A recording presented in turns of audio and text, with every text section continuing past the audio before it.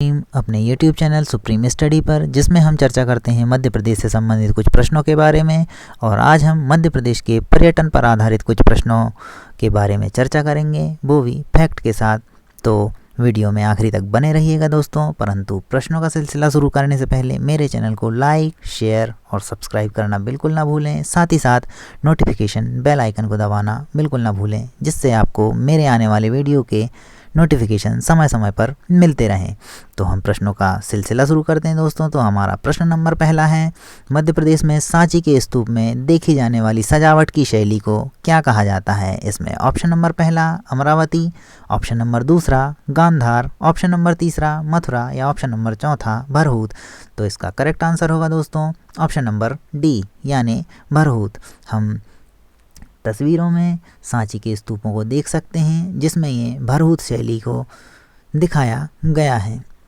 हम इसमें स्पष्ट तौर पर इस शैली को माफ कीजिएगा दोस्तों, इस शैली को देख सकते हैं।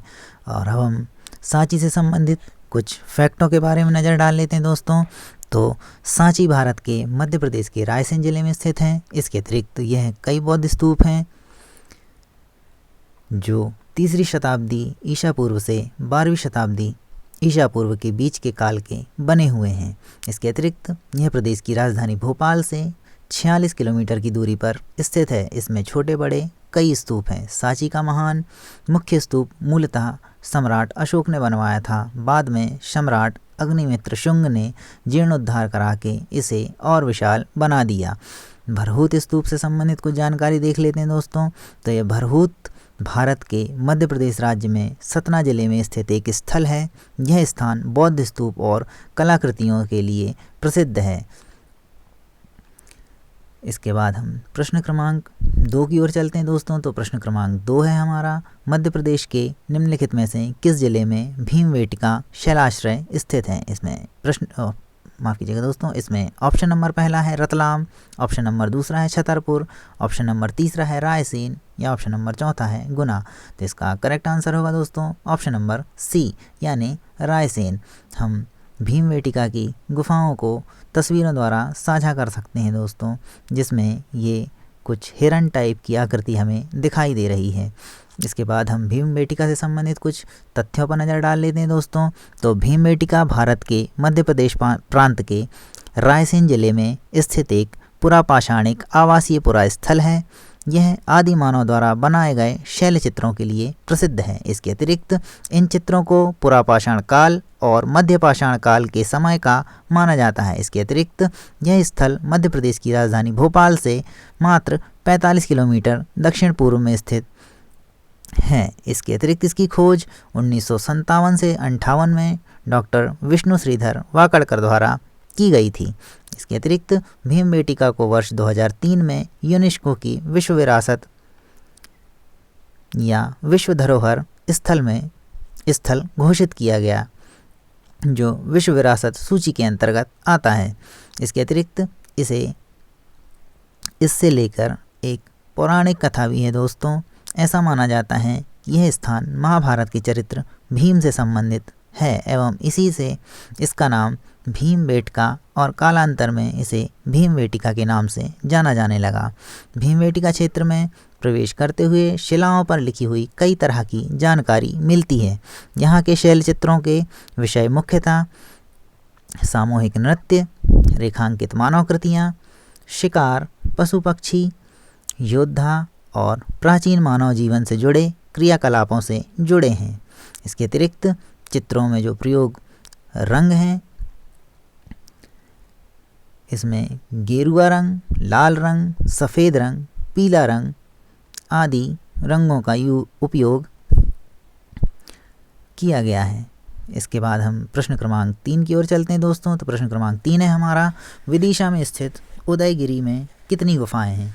इसमें ऑप्शन नंबर पहला है 20 गुफाएं, ऑप्शन नंबर दूसरा है 16 गुफाएं, ऑप्शन नंबर तीसरा है 28 गुफाएं या ऑप्शन नंबर चौथा है 12 गुफाएं। तो इसका करेक्ट आंसर होगा दोस्तों ऑप्शन नंबर ए यानी 20 गुफाएं। हम तस्वीरों द्वारा उदयगिरी की गुफाओं को देख सकते हैं। इसके बाद हम इससे संबंधित कुछ तथ्यों के बारे में जानकारी जुटा लेते हैं दोस्तों। तो उदयगिरी मध्य प्रदेश के विदिशा के निकट स्थित है। इसमें 20 गुफाएं हैं। ये गुफाएं 5वीं शताब्दी के आरंभिक काल की हैं तथा शिलाओं को काटकर बनाई गई हैं। इन गुफाओं में भारत के कुछ प्राचीनतम हिंदू मंदिर तथा चित्र सुरक्षित हैं। इन गुफाओं में शिलालेखों ने माफ़ कीजिएगा दोस्तों, इन गुफाओं में उपस्थित शिलालेखों से सिद्ध होता है कि ये गुफाएं गुप्त नरेश द्वारा निर्मित की गई हैं। भारतीय पुरातात्विक सर्वेक्षण द्वारा संरक्षित स्मारक इन्हें माना गया है। इन गुफाओं का संबंध जैन धर्म से है। उदयगिरी को पहले नीचेगिरी के नाम से जाना जाता था।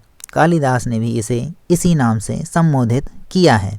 इसके अतिरिक्त माना जाता है कि 10वीं शताब्दी में जब विदिशा धार के परमारों के हाथ में आ गया तो राजा भोज के पौत्र उदयित्व ने अपने नाम से इस स्थान का नाम उदयगिरी रख दिया।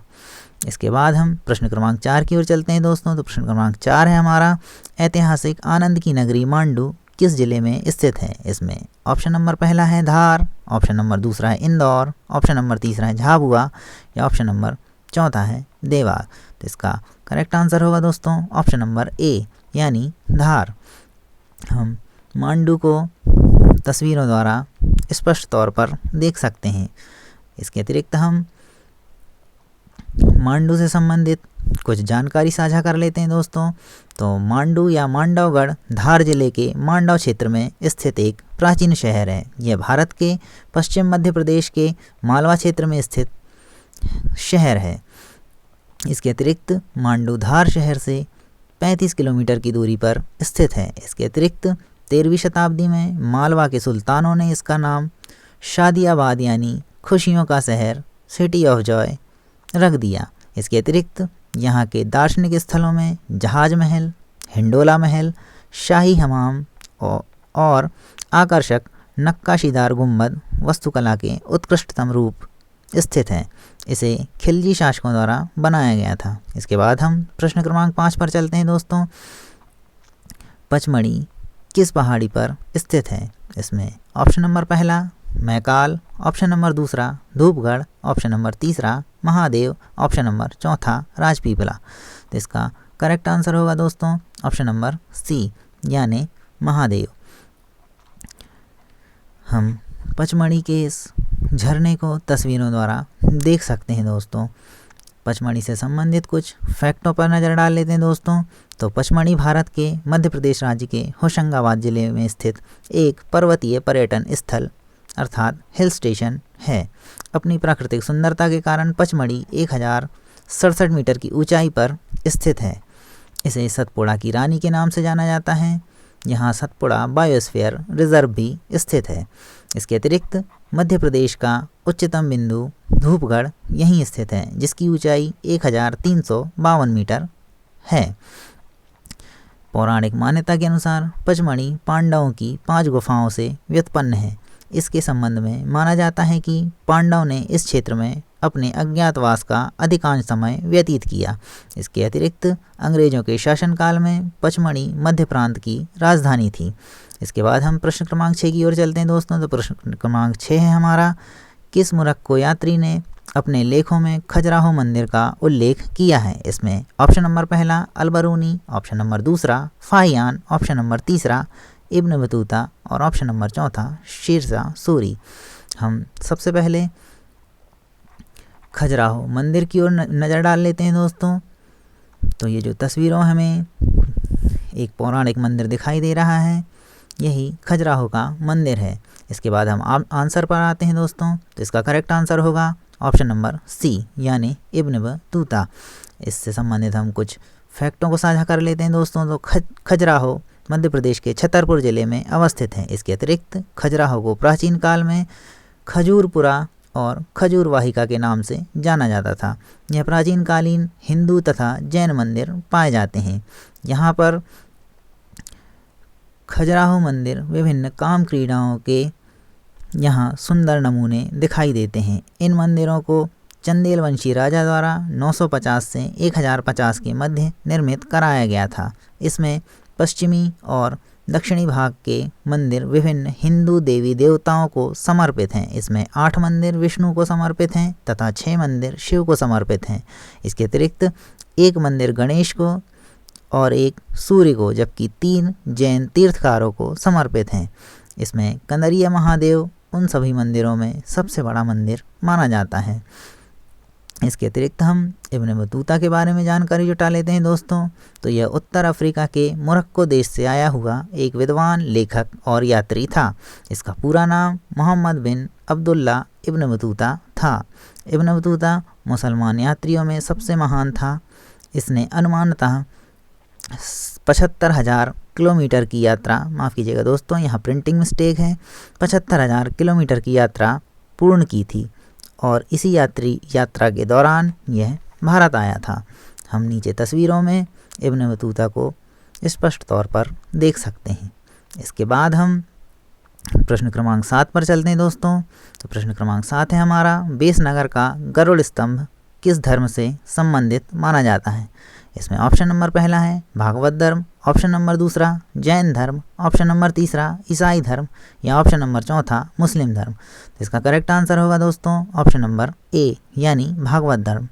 हम तस्वीरों में गरुड़ स्तंभ को स्पष्ट तौर पर देख सकते हैं, जो कि एक सिंगल पत्थर को काटकर बनाया गया है।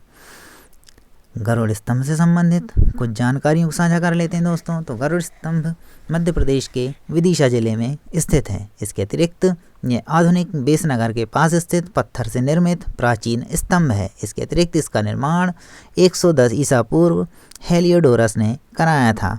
इस कारण इसे हेलियोडोरस स्तंभ भी कहा जाता है। इसके अतिरिक्त यह स्तंभ लोक भाषा में खाम बाबा के नाम से जाना जाता है। एक ही पत्थर को काटकर बनाया गया यह स्तंभ ऐतिहासिक दृष्टि से महत्वपूर्ण है, जैसा कि मैंने आपको शुरुआत में ही बताया है दोस्तों। इसके अतिरिक्त हम प्रश्न क्रमांक 8 पर चलते हैं। तो प्रश्न क्रमांक 8 है हमारा, ग्वालियर का प्रख्यात गुजरी महल किसने बनवाया था? इसमें ऑप्शन नंबर पहला सूरज सेन ने, ऑप्शन नंबर दूसरा मानसिंह ने, ऑप्शन नंबर तीसरा तेजकरण ने, ऑप्शन नंबर चौथा अकबर ने। तो इसका करेक्ट आंसर होगा दोस्तों ऑप्शन नंबर बी यानी मानसिंह ने। हम गुजरी महल को तस्वीरों में स्पष्ट तौर पर देख सकते हैं। माफ़ कीजिएगा दोस्तों, हम गुजरी महल से संबंधित कुछ फैक्टों को साझा करते हैं। तो ग्वालियर दुर्ग के भूतल पर गुजरी महल अवस्थित है। इसका निर्माण राजा मानसिंह तोमर ने 15वीं शताब्दी में करवाया था। इस महल में कलात्मक आकृतियों में हाथी, मयूर, झरोखे आदि एवं बाह्य भाग में गुंबदाकार छतरियाँ अपनी विशेषता उकेरे हुए हैं। हम इस तस्वीरों में भी किसी जानवर को देख सकते हैं जो इसमें दर्शाया गया है। इसके अतिरिक्त इसके मुख्य द्वार पर फारसी शिलालेख लगा हुआ है। इसके अतिरिक्त इस महल के भीतर पुरातात्विक संग्रहालय की स्थापना 1920 में की गई थी। इसे M.V. गर्दे द्वारा 1922 में दर्शकों के लिए खोल दिया गया। इसके अतिरिक्त गुजरी महल स्थित संग्रहालय मध्य प्रदेश का सबसे पुराना संग्रहालय है, जिसमें मध्य प्रदेश के पुरातत्व इतिहास से संबंधित महत्वपूर्ण शिलालेख हैं। इसके अतिरिक्त संग्रहालय में पाषाणकालीन प्रतिमाएं, लघु चित्र, मूर्तियां, सिक्के व अस्त्र शस्त्र प्रदर्शित हैं। इसके बाद हम प्रश्न क्रमांक 9 पर चलते हैं दोस्तों। तो प्रश्न क्रमांक 9 है हमारा, मध्य प्रदेश में प्रख्यात कमलापति पैलेस कहाँ स्थित है? ऑप्शन नंबर पहला इसमें भोपाल, ऑप्शन नंबर दूसरा है आसीरगढ़, ऑप्शन नंबर तीसरा है ग्वालियर या ऑप्शन नंबर चौथा है मांडू। तो इसका करेक्ट आंसर होगा दोस्तों ऑप्शन नंबर ए यानी भोपाल। हम तस्वीरों द्वारा कमलापति पैलेस की कुछ तस्वीरों को साझा करते हैं। इसमें ये जो भव्य प्रतिमा हमें दिखाई दे रही है, यही माँ कमलापति की प्रतिमा है। और ये जो महल दिखाई दे रहा है, इसका फ्रंट व्यू हमें कुछ इस तरह दिखाई देता है। तो हम कमलापति पैलेस से संबंधित कुछ फैक्टों पर चर्चा कर लेते हैं। तो कमलापति पैलेस का निर्माण 1722 ईस्वी में हुआ था। इसके अतिरिक्त ये भोपाल की बड़ी झील और छोटी झील के बीच पुल पर स्थित है। इसका नाम रानी कमलापति के नाम पर रखा गया। जो कि गिन्नौरगढ़ के प्रमुख गोंड शासक निजाम शाह की रानी थी। राजमहल को भारतीय पुरातत्व सर्वेक्षण द्वारा राष्ट्रीय महत्व के स्मारक के रूप में नामित किया गया है। इसके अतिरिक्त यह महल भोपाल के कमला पार्क के अंदर स्थित है। इसके बाद हम आज के वीडियो के अंतिम क्वेश्चन की ओर चलते हैं दोस्तों, यानी हम अब अपने वीडियो के अंतिम पड़ाव की ओर हैं। तो क्वेश्चन नंबर 10 हमारा है, मध्य प्रदेश में होशंग शाह का मकबरा कहाँ स्थित है। इसमें ऑप्शन नंबर पहला चंदेरी, ऑप्शन नंबर दूसरा होशंगाबाद, ऑप्शन नंबर तीसरा भोपाल या ऑप्शन नंबर चौथा मांडू। तो इसका करेक्ट आंसर होगा दोस्तों ऑप्शन नंबर डी यानी मांडू। हम तस्वीरों द्वारा होशंग शाह के मकबरे को चित्रित देख सकते हैं। ये भव्य मकबरा हमें होशंग शाह का मकबरा